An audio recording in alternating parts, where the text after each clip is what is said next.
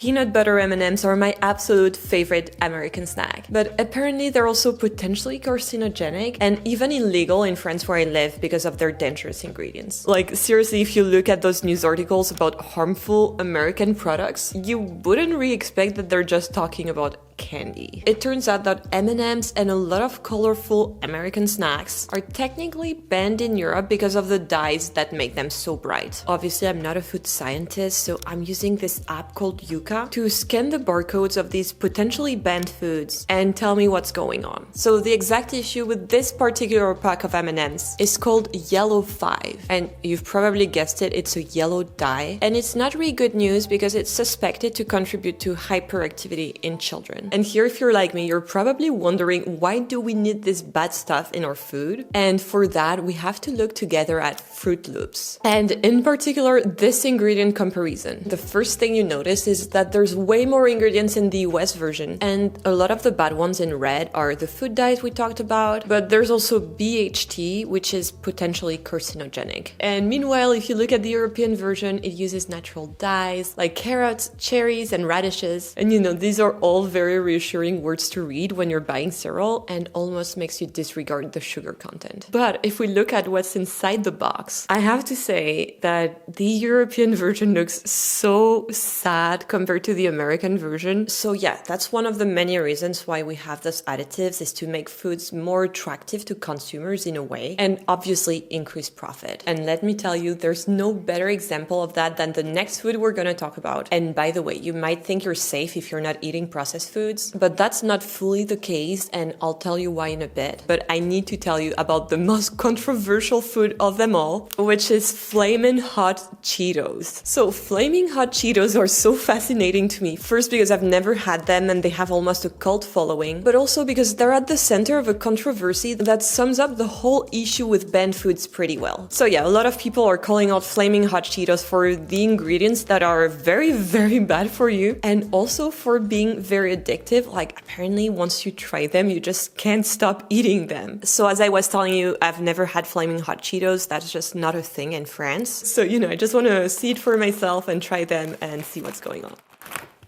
Yeah, just looking at this, it smells and looks like there's going to be banned additives in it.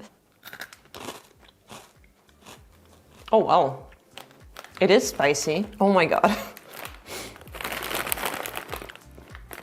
Wow, this is the most intense chip I've ever tried. And, you know, I understand why people are addicted to it. It is pretty good, but as someone who never eats processed food, it just tastes like the banned ingredients. And I think if I had kids, I wouldn't want them to eat this. And I understand why parents are freaking out and don't want them in schools in the US. And just to be clear, them being addictive is not the only issue. My app rates them a 2 out of 100, and they have even more food dyes that are controversial and linked to many issues like attention disorders, cancer, and other diseases. And that is why California actually passed a law to ban Flaming Hot Cheetos and other foods like them that contain those controversial food dyes. And you know, this is all great and all, but as a European, I had to do a double take. And my main question was like, why would schools even serve Flaming Hot Cheetos in the first place? I personally don't need a law to see that these are not good for you. So here I did what I usually do when I don't understand an American thing. I just asked my American boyfriend, Bobby, who is from Chicago. And our conversation was very eye-opening and went like this. Question for you. Why would junk food be sold in schools in the US? I saw a law banning Flaming Hot Cheetos. What do you mean? It's food. We used to have vending machines in our school. And I feel this really shows how different the mindsets are in the US and in the EU. Like, my first idea was just like, let's just ban this. Like, why is this not banned? We have to ban it. Whereas Bobby feels like it's more a question of personal choice. I grew up with the idea that if there's a chance that something might be bad, we should ban it until it's proven safe. And that's what's called the precautionary principle, which is a big pillar of European regulations and the philosophy behind why so many things are banned in the EU. In the US, it's the opposite. Food additives are usually allowed until they're proven to be harmful at the levels people usually consume. And the mindset is more like, hey, it's your choice, you can decide if you want to take the risk. Here it puts the responsibility on the individual, which is great in theory. Everyone should be entitled to making their choices. Like, even though I eat mostly fresh food, I do enjoy some processed foods from time to time. And I'm not saying we should ban every processed food, but the reality is usually proving something is bad actually takes forever, and it's really hard to link a specific disease to a specific food, and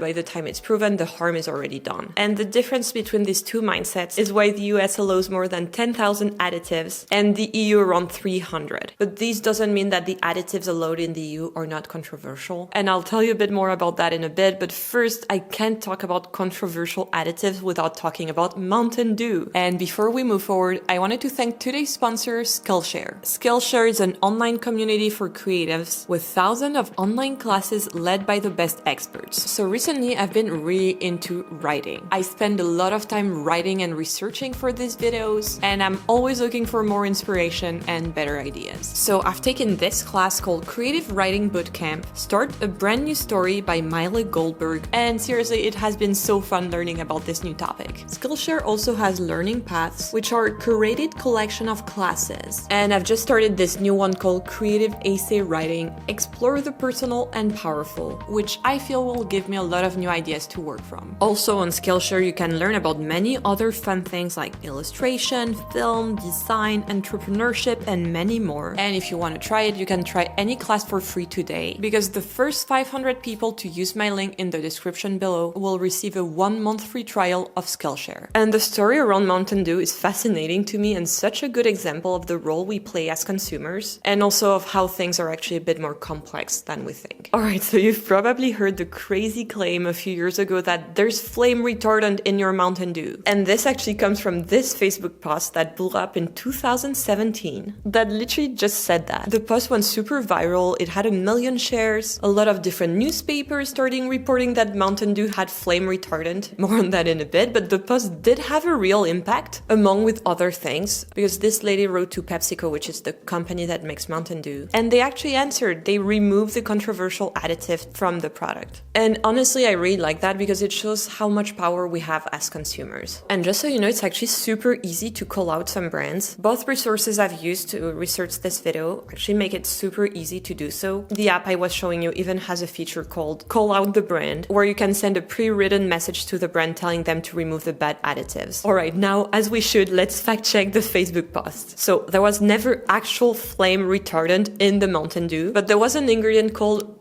brominated vegetable oil that's also used in making flame retardants, and that was used in Mountain Dew and many other sodas to keep the drink different flavors from separating. And it was just banned by the FDA in 2024, which is really great news, but also comes a bit late since the EU has banned it since 2008. And by the way, if you're like me and you're just wondering why the companies are not removing the bad ingredients, well, the reason is that they don't really have a strong enough incentive to do so unless we stop buying their products or the EU or the FDA forces them to remove some additives, because it's actually very expensive to change the recipe of a product. Like if we come back to the M&Ms, they used to contain something called titanium dioxide, which apparently is used to make candies shiny and also is suspected to be carcinogenic. Well, this ingredient was banned in 2020 in the EU. M&M's was forced to change the recipe, and apparently it cost them 44 million euros to do so and 4,000 hours of work. And also keep in mind that in terms of bad additives, the quantity you consume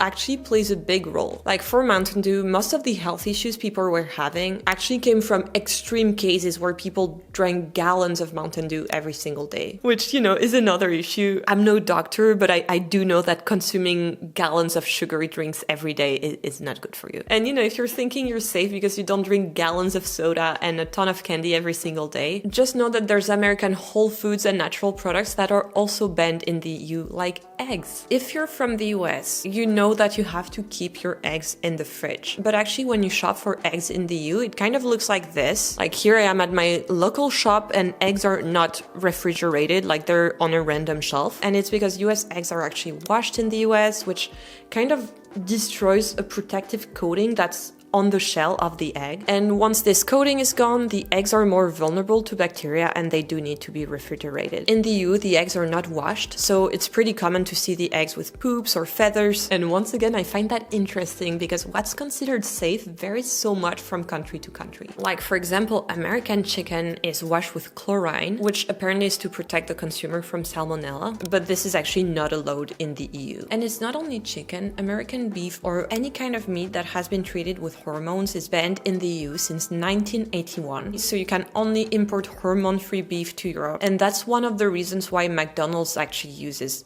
French beef in France. Now let's talk about a food that most of us consume pretty regularly, which is apples. Apples are treated with a ton of pesticides everywhere, but there's one in particular that has been banned in the EU since 2014 and is found in 80% of apples in the US. It prevents apples from developing black patches, and the EU here is calling for more research to be done on it before they allow it, because it could potentially cause cancer under certain conditions. Anyways, a bit of nuance. Here's the thing. I bought both the M&Ms and the Flaming Hot Cheetos in France fully legally, even though they contain all these bad additives. And the reason why is because not bad ingredients are totally banned in the EU. Actually, a lot of them are more restricted, which means that in this exact example, you can use them, but you do need to include a warning on the label. Like here it says in French, may have adverse effects on activity and attention in children. But there's also additives that both Yuka and the Environmental Working Group, which were my main sources for this video, actually consider harmful and that are allowed in the EU in limited quantities. So it's not just black and white. Like we're kind of in a the dose makes the poison type of situation. And it's not as simple as saying this food is banned so it's bad, this food is allowed so it's safe. It is a complicated topic. As consumers, there's a lot we don't understand. And obviously what the EU and the US think is safe can be influenced by many things, including, as I've told you, what we think as consumers, but also other stuff I won't get into, like policy or lobbying. So if you want to avoid this and eat better food, obviously the first thing to do is getting educated, but also,